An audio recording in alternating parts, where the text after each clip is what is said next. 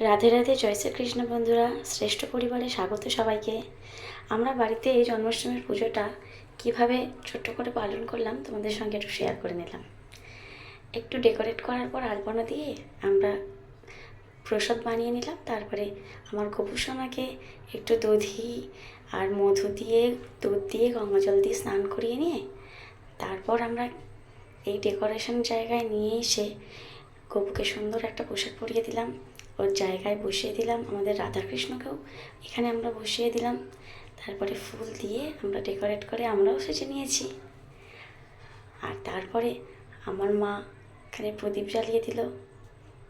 আর এখানে আমাদের ব্রাহ্মণ ঠাকুর বসে গেছে পুজো করতে, বড় ছোট দুজনে মিলে ভালোই পুজো করে নিল।